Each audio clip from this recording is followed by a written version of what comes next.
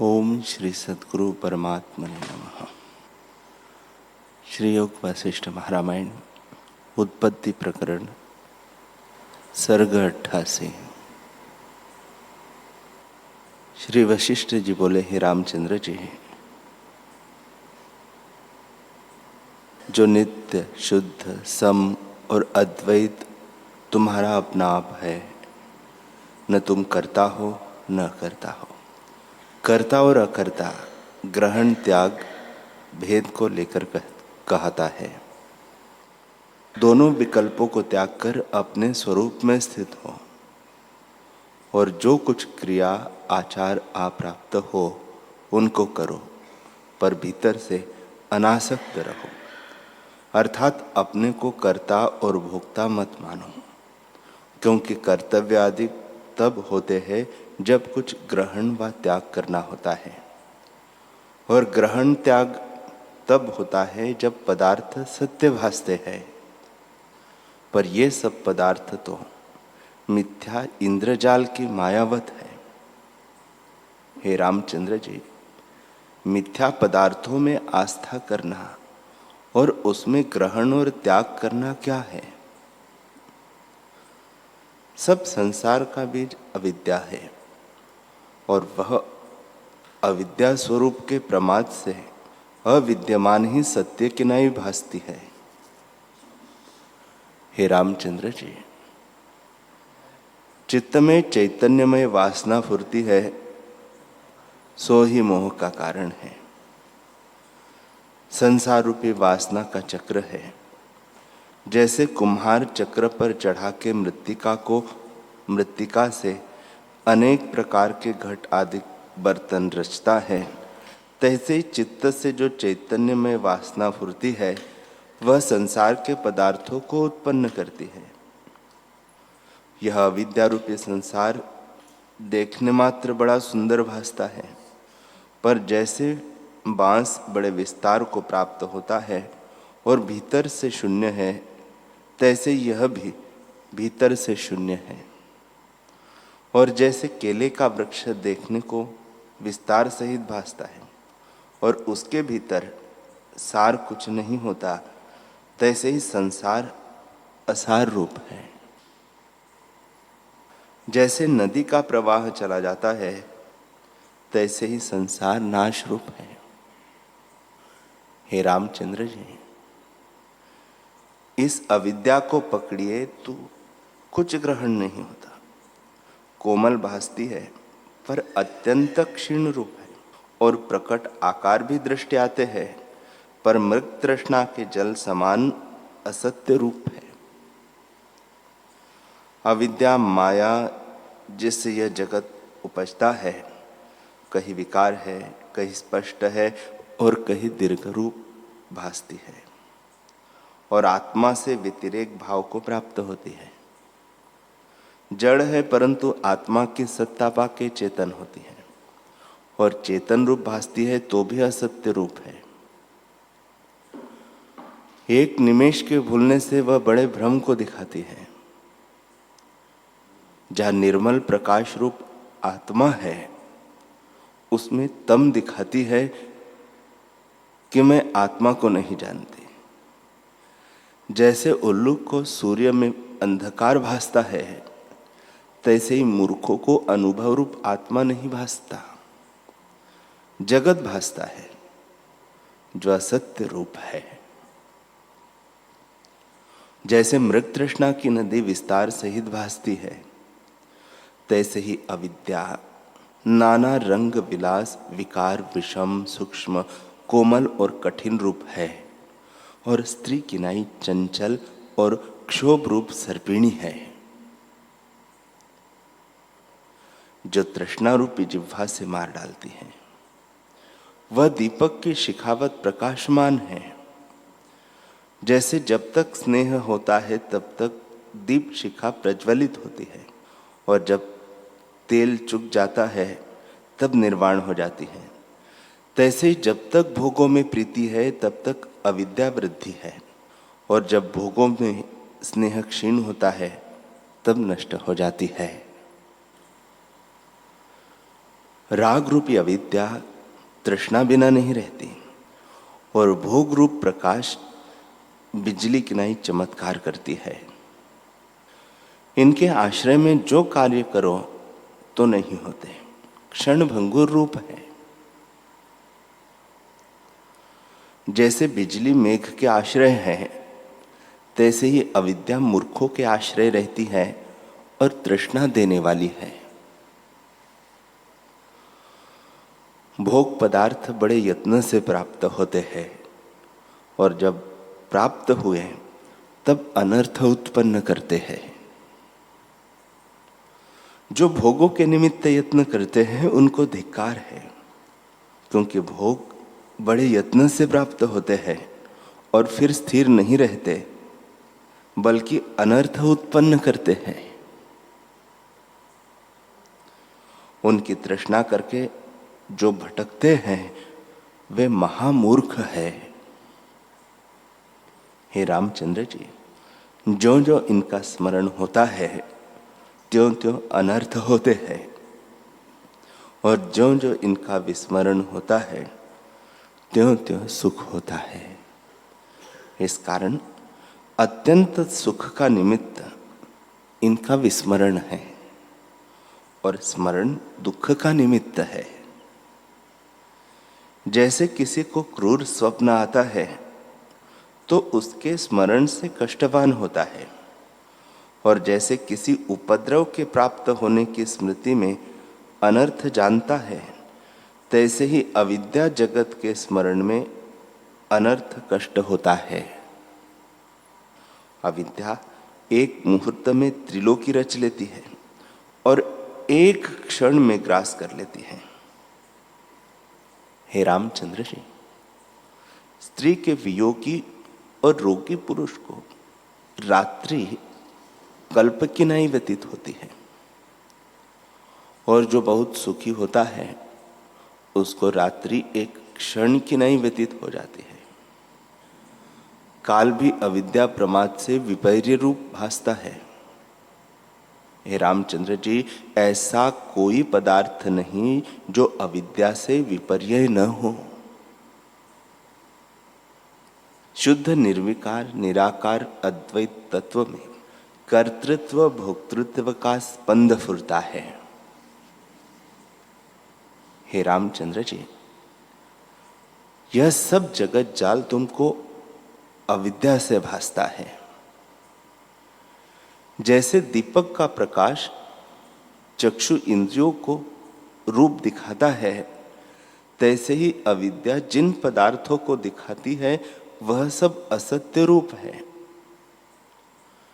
जैसे नाना प्रकार की सृष्टि मनोराज में है और जैसे स्वप्न सृष्टि भासती है और उनमें अनेक शाखा युक्त वृक्ष भासते हैं, वे सब असत्य रूप है, तैसे यह जगत असत्य रूप है। जैसे मृग तृष्णा की नदी बड़े आडंबर सहित भासती है, तैसे ही यह जगत भी है। जैसे मृग तृष्णा की नदी को देख के मूर्ख मृग जलपान के निमित्त दौड़ते हैं और कष्टवान होते हैं, तैसे ही जगत के पदार्थों को देखकर अज्ञानी दौड़ के यत्न करते हैं और ज्ञानवान तृष्णा के लिए यत्न नहीं करते। जो जो मूर्ख मृग दौड़ते हैं त्यों त्यों कष्ट पाते हैं, शांति नहीं पाते। तैसे ही अज्ञानी जगत के भोगों की तृष्णा करते हैं परंतु शांति नहीं पाते। जैसे तरंग और बुदबुदे सुंदर भासते हैं परंतु ग्रहण किए से कुछ नहीं निकलते, तैसे ही शांति का कारण जगत में सार पदार्थ कोई नहीं निकलता। जड़ रूप अविद्या जगदाकार हुई है। वह चेतन से अभिन्न रूप है परंतु भिन्न किनाई स्थित हुई है। जैसे मकड़ी अपनी तंतु फैलाकर फिर अपने में लीन कर लेती है, वह उससे अभिन्न रूप है परंतु भिन्न किनाई भासती है। जैसे अग्नि से धूम निकलकर बादल का आकार हो, रस खींचता है और मेघ होकर वर्षा करता है, तैसे ही अविद्या आत्मा से उपजकर और आत्मा की सत्ता पाकर जगत रचती है। उस जगत में यह जीव घटी यंत्र की नहीं भटकता है। जैसे रस्सी से बंधी हुई घड़ियां ऊपर नीचे भटकती है, तैसे ही तीनों गुणों की वासना से बंधा हुआ जीव भटकता है। जैसे कीचड़ से कमल की जड़ उपजती है और उसके भीतर छिद्र होते हैं, तैसे ही अविद्या रूपी कीचड़ से यह जगत उपजा है और विकार रूपी दृश्य इसमें छिद्र है। सारभूत इसमें कुछ भी नहीं। जैसे अग्नि घृत और ईंधन के संयोग से बढ़ती जाती है, तैसे ही अविद्या विषयों की तृष्णा से बढ़ती जाती है। जैसे घृत और ईंधन से रहित अग्नि शांत हो जाती है, तैसे ही तृष्णा से रहित अविद्या शांत हो जाती है। जब विवेक रूपी जल पड़े और तृष्णा रूपी घृत न पड़े, तब अग्नि रूपी अविद्या नष्ट हो जाती है, अन्यथा नष्ट नहीं होती। हे रामचंद्र जी, यह अविद्या दीपक शिखा के तुल्य है और तृष्णा रूपी तेल से अधिक प्रकाशवान होती है। जब तृष्णा रूपी तेल से रहित हो और विवेक रूपी वायु चले, तब दीपक शिखावत अविद्या निर्वाण हो जाएगी और न जानिएगा कि कहाँ गई। अविद्या कुहरे किनाई आवरण करती भासती है, परंतु ग्रहण करिए तो कुछ हाथ नहीं आती। देखने मात्र स्पष्ट दृष्टि आती है, परंतु विचार करने से अणु मात्र भी नहीं रहती।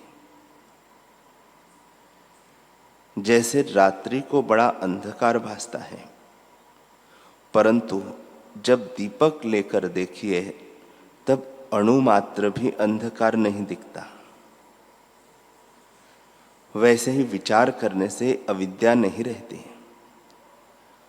जैसे भ्रांति से आकाश में नीलता और दूसरा चंद्रमा भासता है, जैसे स्वप्न की सृष्टि भासती है, जैसे नाव पर चढ़े से तट के वृक्ष चलते भासते हैं, और जैसे मृग तृष्णा की नदी सीपी में रूपा और रस्सी में सर्प भ्रम से भासता है, वैसे ही अविद्या रूपी जगत अज्ञानी को सत्य भासता है। हे रामचंद्र जी, यह जागृत जगत भी दीर्घ काल का स्वप्न है।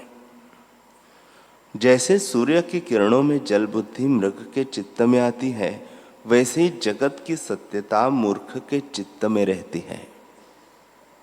हे रामचंद्र जी, जिन पुरुषों को पदार्थों में रति है, उनकी भावना से उनका चित्त खींचता है और उन पदार्थों को अंगीकार करके बड़े कष्ट पाता है।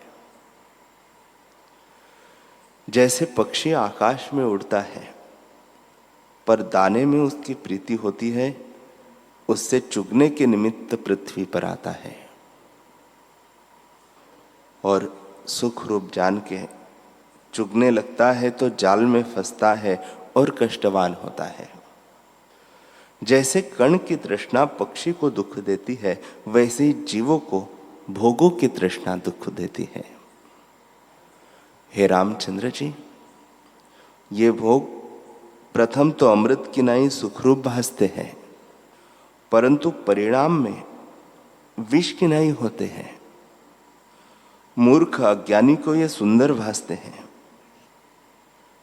जैसे मूर्ख पतंग दीपक को सुखरूप जान के वांछा करता है, परंतु दीपक से स्पर्श करता है तब नाश को प्राप्त होता है, वैसे ही भोगों के स्पर्श से ये जीव नाश होते हैं। जैसे संध्या काल आकाश में लाली भासती है, वैसे ही अविद्या से जगत भासता है।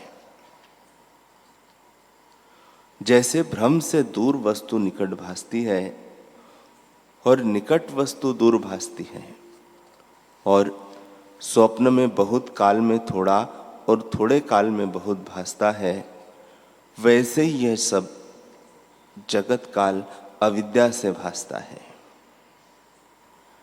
वह अविद्या आत्मज्ञान से नष्ट होती है। इससे यत्न करके मन के प्रवाह को रोको। हे रामचंद्र जी, जो कुछ दृश्यमान जगत है वह सब तुच्छ रूप है। बड़ा आश्चर्य है कि मिथ्या भावना करके जगत अंधा हुआ है। हे रामचंद्र जी, अविद्या निराकार और शून्य है। उसने सत्य होकर जगत को अंधा किया है। अर्थात संसारी लोग असत रूप पदार्थों को सत्य जान के यत्न करते हैं।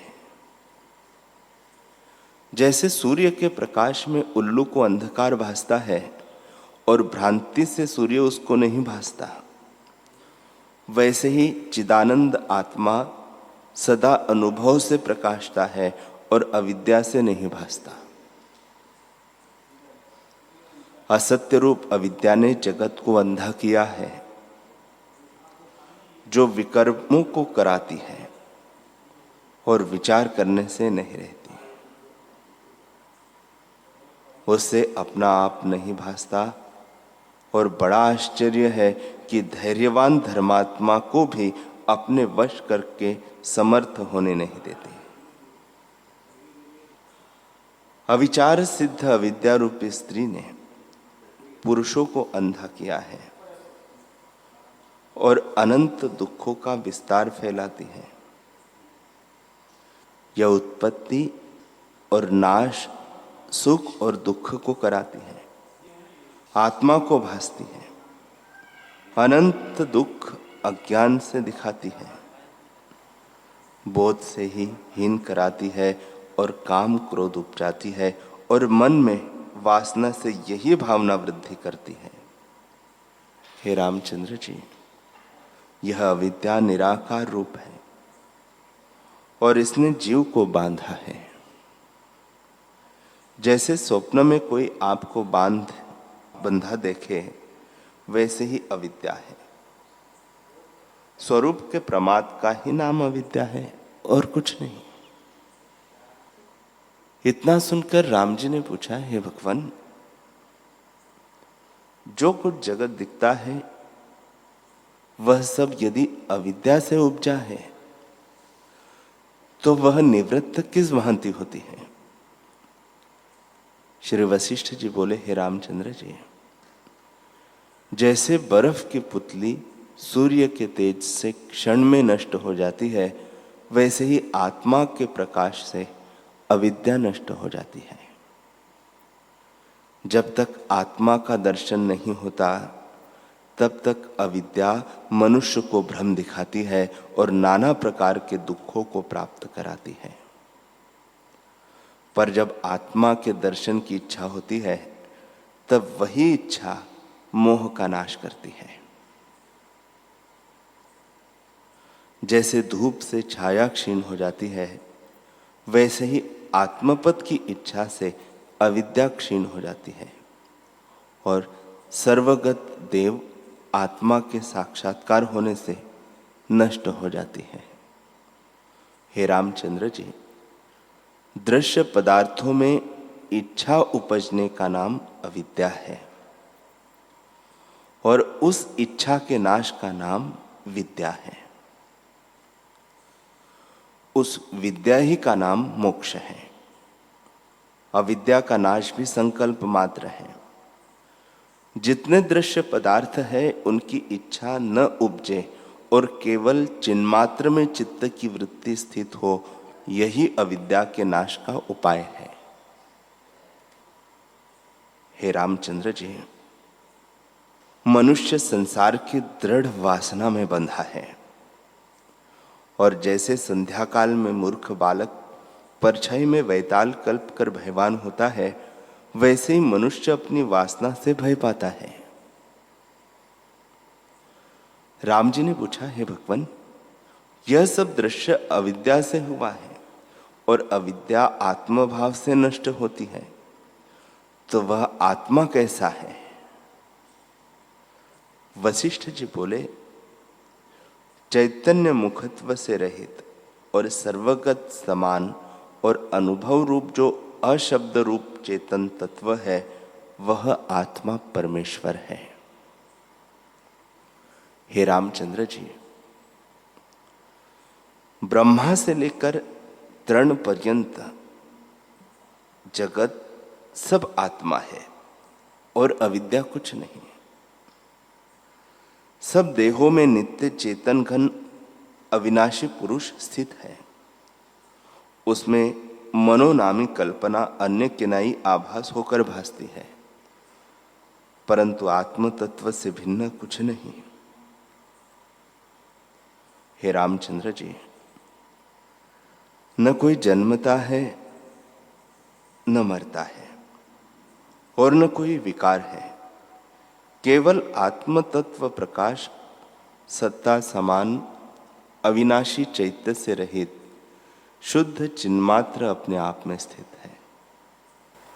अनित्य, सर्वगत, शुद्ध, चिन्मात्र, निरुपद्रव, शांत रूप, सत्ता समान निर्विकार अद्वैत आत्मा है। हे रामचंद्र जी, उस एक सर्वगत देव सर्वशक्ति महात्मा में जब विभाग कलना शक्ति प्रकट होती है तो उसका नाम मन होता है। जैसे समुद्र में द्रवता से लहरें होती है, वैसे ही शुद्ध चिन्मात्र में जो चैतन्यता होती है उसका नाम मन है। वही संकल्प कल्पना से दृश्य की नहीं भासता है और उसी संकल्पना का नाम अविद्या कहा गया है। संकल्प ही से वह उपजती है और कल्पना से ही नष्ट हो जाती है। जैसे वायु से अग्नि उपजती है और वायु में ही लीन होती है, वैसे ही संकल्प से अविद्या रूपी जगत उपजता है और संकल्प से ही नष्ट हो जाता है। जब चित्त की वृत्ति दृश्य की ओर फुरती है तब अविद्या बढ़ती है, और जब दृश्य की वृत्ति नष्ट हो और स्वरूप की ओर आवे तब यह अविद्या नष्ट हो जाती है। हे रामचंद्र जी, जब यह संकल्प करता है कि मैं ब्रह्म नहीं हूं, तब मन दृढ़ बंधनमय होता है, और जब यही संकल्प दृढ़ करता है कि सब ब्रह्म है, तब मुक्त होता है। जब अनात्म में अहम अभिमान का संकल्प करता है तब बंधन होता है और सर्व ब्रह्म के संकल्प से मुक्त होता है। दृश्य का संकल्प बंध होता है और असंकल्प ही मोक्ष है। आगे जैसे तुम्हारी इच्छा हो वैसे करो।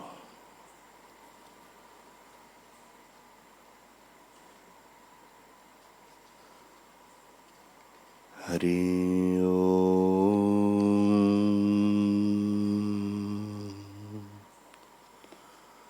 हरि ओम।